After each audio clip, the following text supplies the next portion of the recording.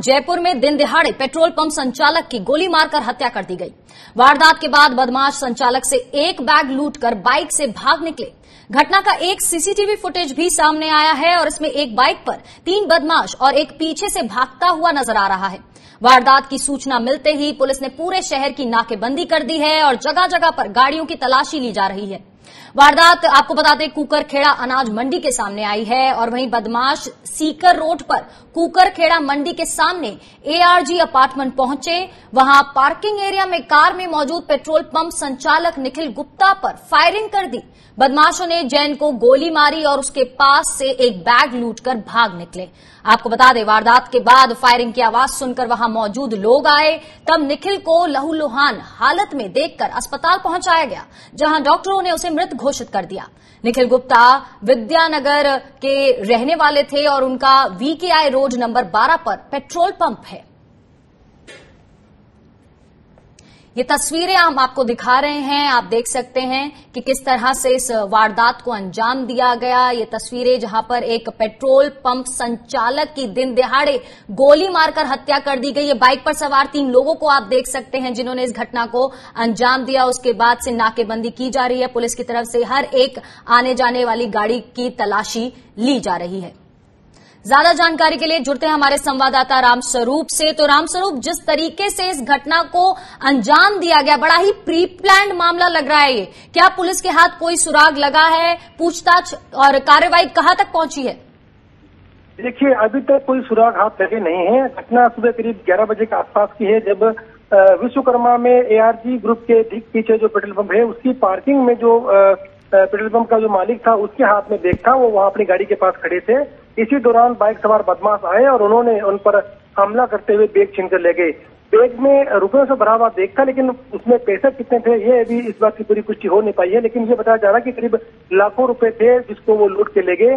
गोली लगने से वो गंभीर रूप से वहां पर वो घायल हो गए, जहां पर उनको पुलिस के द्वारा एम्बुलेंस के जरिए उनको एम्बुलेंस में अस्पताल पहुंचाया गया, जहां डॉक्टरों ने उसे मृत घोषित कर दिया। पूरे शहर में कड़ी नाकाबंदी की गई है, लेकिन इसके बावजूद भी फिलहाल उन लुटेरों का सुराग नहीं लगा है। जी रामस्वरूप, शुक्रिया रामस्वरूप तमाम जानकारी हम तक पहुंचाने के लिए। तो पेट्रोल पंप मालिक के दिन दिहाड़े गोली मारकर हत्या कर दी गई। 3 बदमाश जिनकी सीसीटीवी कैमरे में फुटेज आ गई है सामने, आप देख सकते हैं, आपके टीवी स्क्रीन पर हम दिखा रहे हैं कि किस तरह से उन्होंने घटना को अंजाम दिया। पार्किंग लॉट में ही पेट्रोल पंप मालिक को गोली मारी गई, उसके हाथ से एक बैग लूटकर ये चारों बदमाश भाग खड़े हुए।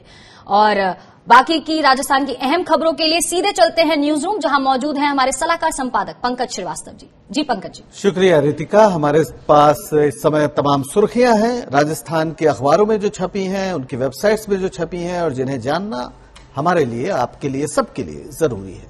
सबसे पहले कोरोना की बात। कोरोना के मसले में राजस्थान अभी एक संकट वाली स्थिति में है। 722 नए कोरोना पॉजिटिव मरीज मिले हैं। 10 लोगों की मौत आज हुई है। 1 लाख के करीब अब मरीज संक्रमितों की संख्या हो रही है और सुबह ही 10 मौतें दर्ज की गई हैं, यानी लगातार ये बढ़ रहा है मामला। आज सुबह एक्टिव केस 15,562 हो चुके हैं। अस्पतालों पर जाहिर है भीड़ बढ़ रही है और लोगों की परेशानी भी बढ़ रही है। हालांकि सरकार तमाम दावे कर रही है कि लोगों को हम ठीक करने में जो भी कर सकते हैं कर रहे हैं। आज 108 लोग रिकवर भी हुए हैं, ऐसा कहा गया है। जयपुर में 3, बीकानेर में 2, अजमेर में, अलवर में, उदयपुर, भरतपुर और चूरू में एक कोरोना मरीज की आज मौत हुई है। तो इस तरह से कुल 10 लोगों की मौत हुई है आज, और राज्य में 1147 लोग अब तक कोरोना की वजह से मर चुके हैं। ये सुबह आज 10:30 बजे तक जो आंकड़े आए हैं उसमें 722 नए मरीज मिले हैं। तो कुल मिला के स्थिति जिस तरह से पूरे देश में गंभीर है, राजस्थान भी उसका एक हिस्सा है। बढ़ते अगली खबर की ओर। मुख्यमंत्री अशोक गहलोत इस पूरी स्थिति में कह रहे हैं कि डरे नहीं, घर पर रहें, सभी सुरक्षा उपायों का पालन करें और सरकार के पास या सरकारी जो सिस्टम है उसमें कोई कमी नहीं है। अशोक गहलोत का कहना है कि अस्पतालों में वेंटिलेटर, आईसीयू बेड और ऑक्सीजन की कोई कमी नहीं है। उन्होंने ये भी कहा कि जो मृत्यु दर है वो दूसरे प्रदेशों की तुलना में राजस्थान में बेहतर है। रिकवरी रेट 82.3% है, जबकि देश की 77.2% है। और मृत्यु दर 1.26% है, जबकि देश में 1.72% है। तो इस तरह से अशोक गहलोत ने लोगों को ये आश्वासन दिया है कि अपनी ओर से सरकार कोई कमी नहीं कर रही है और कम से कम ऑक्सीजन, बेड या दवाइयों की कोई कमी नहीं है। अगर लोग ध्यान दें तो इस स्थिति से मुकाबला किया जा सकता है।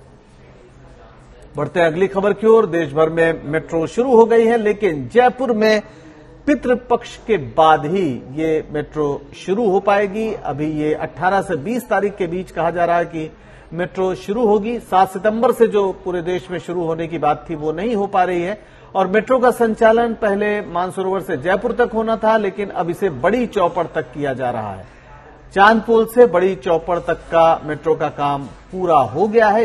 इसे पूरा होने में 6 साल से अधिक का समय लगा है। मार्च से ही शुरू हो जाना था इसे, लेकिन लॉकडाउन की वजह से इसमें दिक्कत हुई। फरवरी 2011 में इसका काम शुरू हुआ था और अक्टूबर 2013 में प्रधानमंत्री मनमोहन सिंह ने वहां पर शिलान्यास किया था मेट्रो का। तो इस तरह से मेट्रो अब जयपुर में भी एक हकीकत बन जाएगी। जाहिर है श्राद्ध पक्ष जो है, पितृपक्ष जो है, इसका अभी इंतजार है कि ये खत्म हो जाए, उसके बाद औपचारिक रूप से इसको चलाया जाएगा। फिलहाल शुरू में मेट्रो का संचालन सुबह 4 घंटे और शाम को 4 घंटे होगा।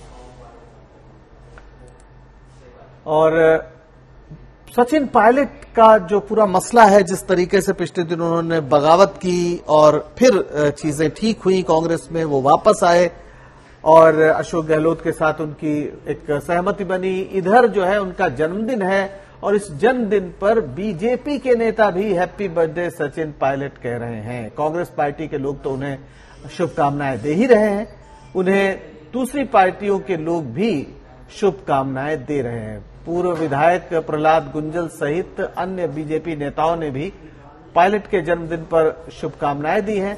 जो सतीश पुनिया हैं, जो अध्यक्ष है बीजेपी के वहां पर, उन्होंने और उपनेता प्रतिपक्ष राजेंद्र राठौड़ ने सचिन पायलट को बधाई दी है। केंद्रीय मंत्री गजेंद्र सिंह शेखावत ने भी बधाई दी है। ये सारे वो नाम हैं जिनको माना जाता था कि सचिन पायलट की बगावत के पीछे ये सारे लोग हैं।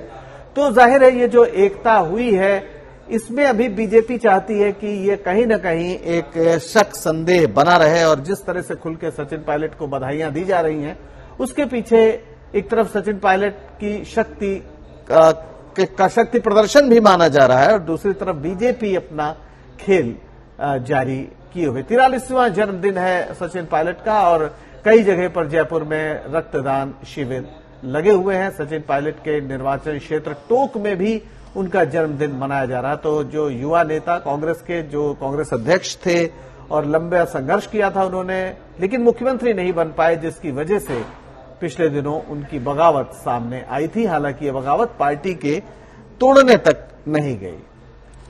और एक आखिरी खबर है जो दो दोस्तों की कहानी है जिन्होंने बड़ी सफलताएं प्राप्त की। एक आईएएस में सेलेक्ट हुआ और एक एमएनसी में बीटेक करने के बाद नौकरी करता था, लेकिन दोनों ने उसे छोड़ दिया और एक ऐसी ऑनलाइन कंपनी बनाई जो अब 11,000 करोड़ रुपए की कंपनी हो गई है सिर्फ 5 साल में। इसका नाम है अनअकैडमी और ये ऑनलाइन एजुकेशन की कंपनी है। इसमें 35 प्रतियोगी परीक्षाओं की तैयारियां कराई जाती हैं। 18,000 एजुकेटर इसमें जुड़े हुए हैं।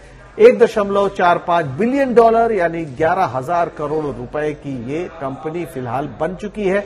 अनअकैडमी 200 कंपनियों के क्लब में शामिल हो गई है दुनिया की, जो इतनी जिनकी कमाई है। कंपनी की शुरुआत करने वाले गौरव मुंजाल ने कंप्यूटर इंजीनियरिंग में बीटेक किया और फिर वो इस कंपनी को उन्होंने बनाया और उनके एक सहयोगी जो थे गौरव उन्होंने आईएएस में सफलता प्राप्त की थी और उन्होंने छोड़कर 6 महीने सिर्फ नौकरी की और एक कंपनी बनाई और आज ये 11,000 करोड़ रुपए की कंपनी बन गई। तो कुल मिला के ऐसे भी चमत्कार इस कोरोना काल में हमें देखने को मिल रहे हैं, जबकि अर्थव्यवस्था बहुत गर्त में चली गई है। तो over to you Ritika, Rajasthan की खबरों में बस।